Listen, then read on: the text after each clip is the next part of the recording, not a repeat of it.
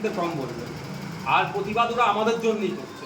আগামী দিনে আমাদের বাড়ির কোনো মেয়েরা না আর অত্যাচারিত হয়, ওই তিলোত্তমার মতো না হত্যা হয়, সেই জন্য প্রতিবাদটা তারা করছে। এটা শুনিয়ে দেবেন ওনাকে। সাধারণ মানুষরা এক প্রকার আর একটা কথা, শুধুমাত্র ডাক্তাররা প্রতিবাদ করেনি, সমাজের সমস্ত শ্রেণীর মানুষরা প্রতিবাদ করছে। অসংগঠিত ক্ষেত্রেও যারা আছেন, লেবার, শিক্ষক, ছাত্র থেকে শুরু করে বিভিন্ন সেক্টরের মানুষেরা প্রতিবাদ করছে। আনিস খানের সময় এরকম এর থেকেও বেশি প্রতিবাদের ঝড় উঠেছিল না, আনিস খানের সময় এই ধরনের একটা সিলেক্টিভ প্রতিবাদ হয়েছিল, এই ধরনের হয়নি। এটা যেভাবে ছড়াচ্ছে বিভিন্নতে, আনিস খানের সময় হয়নি। যদি আনিস খানের সময় এই ধরনের প্রতিবাদের ঝড় উঠতো, তাহলে হয়তো তিলোত্তমার দিন আমাদের দেখতে হতো না। মমতা ব্যানার্জি বলছে যারা স্কুল পড়ুয়া, কলেজ পড়ুয়া যারা আন্দোলনে নামছে, আমি এখনও তাদেরকে ভালো চাই বলে কেস দিচ্ছি না, নাহলে ভিসা পাসপোর্ট আটকে যাবে। এটাকে একটা ভয় দেখানোর চক্রান্ত। ভয় ধয় চলে নাকি? পাসপোর্ট অ্যাক্ট আমরা পড়েছি, উনি হয়তো একা পড়েছেন কি বলতে, মানে উনি ভাবছেন হয়তো উনি একা পড়েছেন, আমরাও পাসপোর্ট অ্যাক্ট পড়েছি। ওইসব জায়গায় ধমকানো চমকানো চলে না ওসবে। পাসপোর্ট ভিসাতে কি হবে? আরে ভাই, এখানে পাসপোর্ট ঘোড়ার ডিম হবে। কে বলেছে আপনাদের? কে বলেছে ভিসা হবে না, পাসপোর্ট হবে না? কে বলেছে আপনাদের? এক প্রকারে কি মমতা ব্যানার্জি এটা হুমকি দিচ্ছে ছাত্রদের? প্রচ্ছন্নভাবে হুমকি দিচ্ছে। আমি তো বলেছি একটা জুনিয়র ডাক্তার, একটা ডাক্তারের নামে এফআইআর করে দেখাক না মমতা ব্যানার্জি সরকার, তাহলে কিভাবে জবাব দিতে হবে গণতান্ত্রিক প্রক্রিয়া দেখিয়ে দেবো।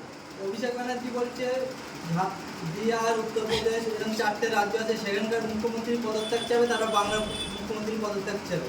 আমরা দেশের প্রধানমন্ত্রীর পদত্যাগ চাই, কারণ কর্মক্ষেত্রে তার ব্যর্থতার জন্য নয়।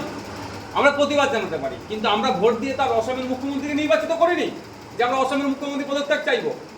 আমরা ভোট দিয়ে নির্বাচিত করেছি পশ্চিমবাংলার মুখ্যমন্ত্রীকে। অবদত্তটাকে আমরা যাদেরকে চেয়ারে বসিয়ে দিয়েছি, তিনি অকর্ম, কাজ করতে পারছেন, ওই জন্য বলছি ওই চেয়ার থেকে নিয়ে পড়ুন। আমরা তার মহারাষ্ট্রের মুখ্যমন্ত্রীকে ওই চেয়ারে বসাইনি ভোট দিয়ে যে মহারাষ্ট্রের মুখ্যমন্ত্রীকে রাখতে বলবো। আমরা বসিয়েছি প্রধানমন্ত্রীকে ওই চেয়ারে জনগণ ভোট দিয়ে। প্রধানমন্ত্রীর অকর্মের জন্য তাকে বলি ওই পদ থেকে ছেড়ে দিই। আজ ভাঙড়ে কোনো এক জায়গায় তৃণমূল কংগ্রেসের মিছিল হয়েছে, সেই মিটিংয়ে ক্যানিং বিধানসভা ও খারুবালা বিধানসভা, একাধিক বিধানসভা থেকে হাড়োয়া বিধানসভা থেকে আনা হয়েছে লোক, কিন্তু তারপরে কি এই তিলোত্তমার বিচার নিয়ে ভাঙড়ে লোক খুঁজে পাওয়া যাচ্ছে না তৃণমূল কংগ্রেসে, কি বলবেন? দেখুন, ভাঙড় নাই, সারা জায়গা থেকে ওদেরকে লোক ভাড়া করে ভাঙড় পৌঁছাতে হয়। আপনাদের বলে দেবো, যখন তৃণমূল কংগ্রেস প্রোগ্রাম করবে, আপনারা মঞ্চের স্থলে যাতে হবে না, ভাঙড়ের এন্ট্রি এক্সিট পয়েন্টগুলোতে গিয়ে দাঁড়াবেন, দেখবেন কত গাড়ি বার হচ্ছে। মিনাখার বর্ডারে চলে যাবেন, ভাঙড়ের শেষ বর্ডার চণ্ডীপুরের ওই দিকে দাঁড়াবে। ওইদিকে আপনি আমাদের ভাঙড়ের শেষ মাথাটা বলুন না, জামিনের ওই দিকটা দাঁড়াবে, ঘটকপুরের ওই দিকটা দাঁড়াবে, দেখবেন সব গাড়ি হাড়োয়ার দিকে, দেখবেন লক গেটের ওখানে দেখবেন সব গাড়ি ওইদিকে যাচ্ছে। কারণ কি, এটা ভাঙড়ের লোক ওইদিকে যাবে কেন? ভিডিও করতে গেলে সাংবাদিকদেরকে বাধা দেওয়া হয়, সেই অনেক বাইরের গাড়ি আসে।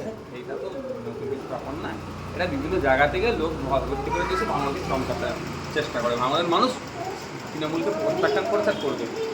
ছগনমোলা হুমকি দিয়েছে, আজিকল কাণ্ড নিয়ে হুমকি দিয়েছে যে আজিকল কাণ্ড নিয়ে প্রতিবাদ করা যাবে না, এই বিষয়ে যদি পারে আটকাতে বলুন না। ওনার দিদি, ওনার দলের সর্বোচ্চ নেত্রী হাঁপিয়ে যাচ্ছে হুমকি দিয়ে, আর উনি তো চুনোপুটি একজন। এর ভাষায়, ন্যাশনাল হিউম্যান রাইটস কমিশনের ভাষায় নটোরিয়াস ক্রিমিনাল উনি একজন। উনি কী করবেন? আগামী দিনে ওনার কোথায় অবস্থান হবে সেটা ওনাকে ভাবতে বলুন।